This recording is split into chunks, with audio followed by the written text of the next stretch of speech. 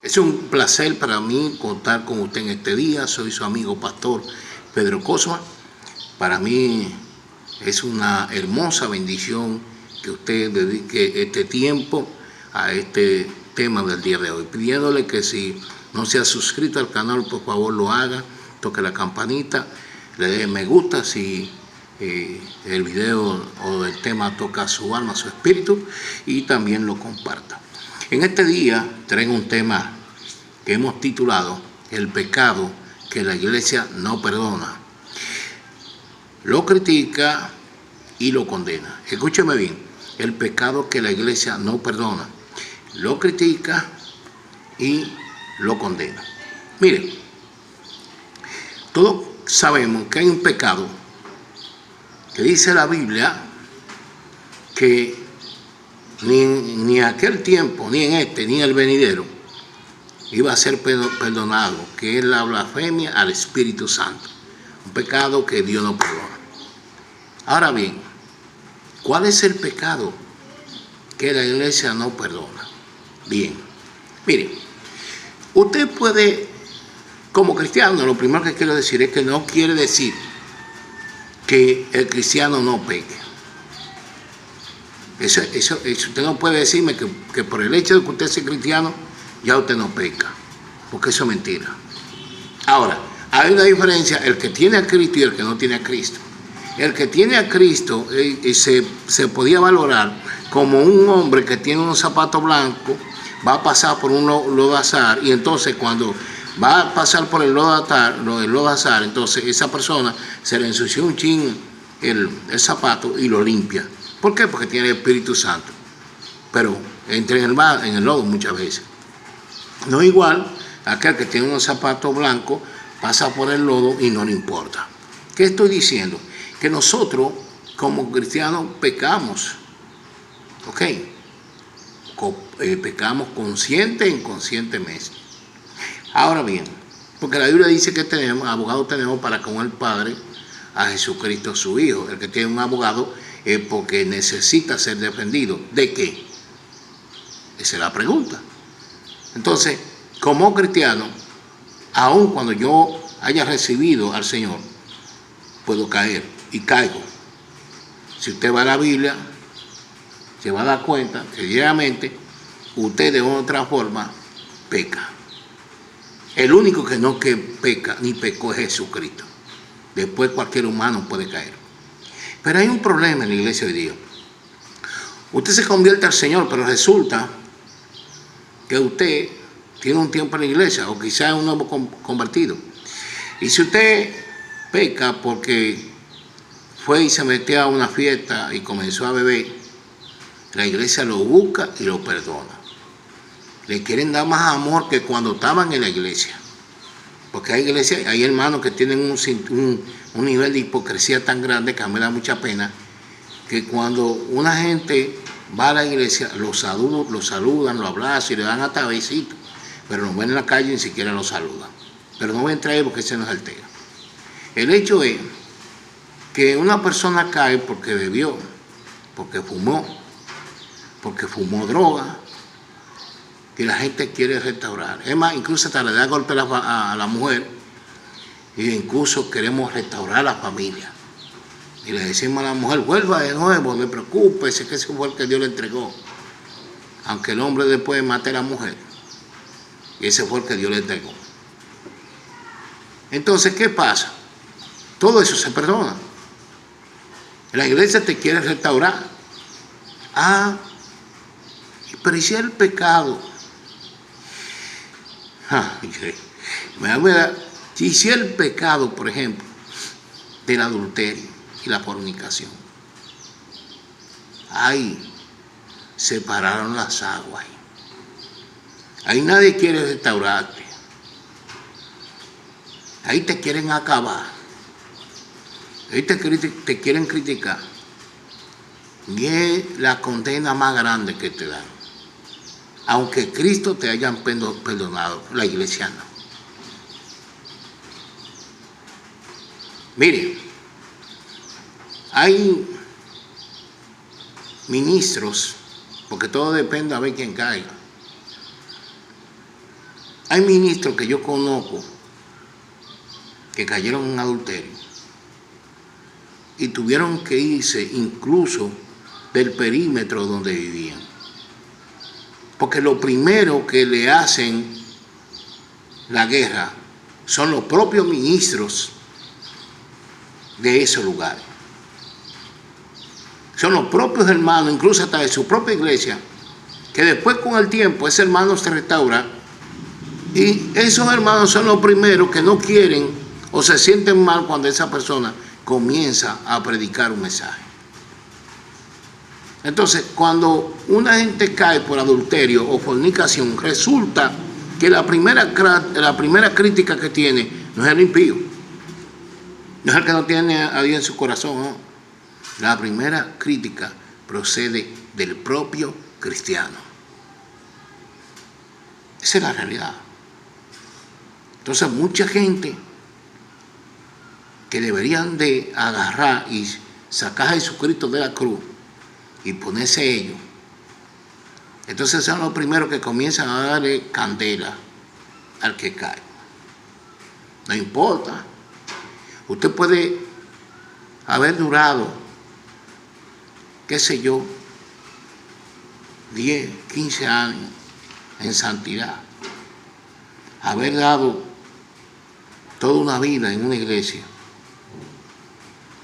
y un día cayó y resultó que le dan hasta con el agua, hasta con el cubito del agua. Ya usted no puede volver a ser mi líder más. Es una condena. Muy pocas iglesias tienen el sentido realmente del uso de la disciplina. Nosotros muchas veces como evangélicos criticamos a los católicos, pero resulta que nosotros hacemos lo mismo que le criticamos a los católicos.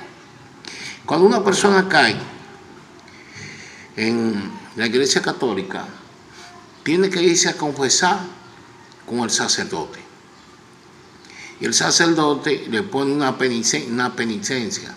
Y esa penitencia, que puede ser lo que él entienda, entonces es una disciplina. Nosotros se lo criticamos a los sacerdotes. Pero resulta que cuando usted cae, usted tiene que ir al consejo de diáconos. Porque a veces ni los pastores quieren tratar de juzgar eso. Tiene que ir al consejo de diáconos de 7 o de 3, que cuando usted entra, lo primero que le ponen la cara como si fueran guardias. Y lo meten hasta en el terror. Gente que mucho de eso a lo mejor están peor que usted. Y que Dios bendiga a los diáconos, porque son un brazo importante en la iglesia. Pero resulta que como no saben juzgar, igual que muchos pastores que no saben juzgar, que ellos se creen que tienen a un criminal delante de ellos.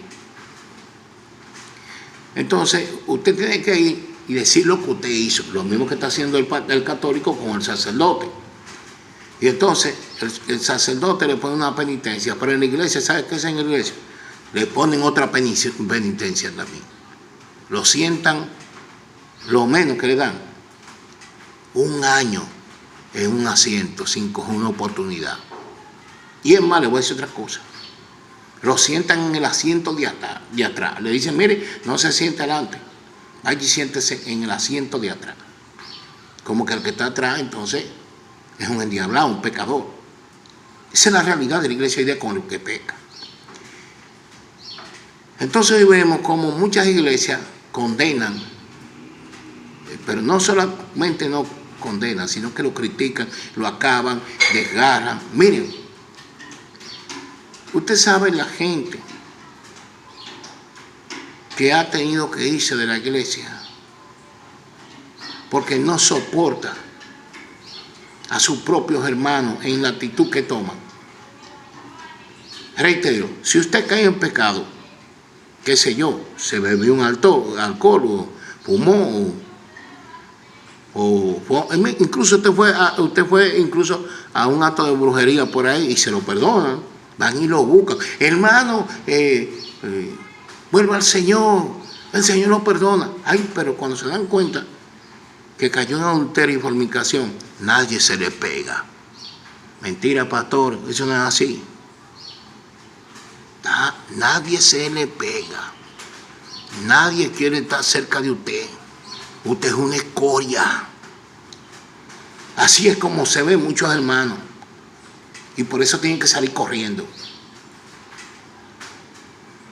Entonces, ¿quiere decir, pastor, que yo tengo que pasar el paño tibio a eso? No.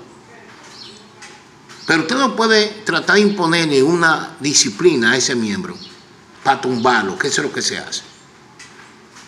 Usted tiene que ponerle una disciplina para restaurarlo. La disciplina no es para tumbar, es para restaurar. ¿Ok? Usted entiende que ese hermano no puede tomar oportunidad porque cayó y puede, por un asunto de cuidar el Evangelio de Jesucristo, como dicen algunos, no darle oportunidad. Sí. Yo le pregunto, ¿y por qué cuidar el Evangelio de Jesucristo? ¿Sabe por qué? Porque la iglesia lo dijo.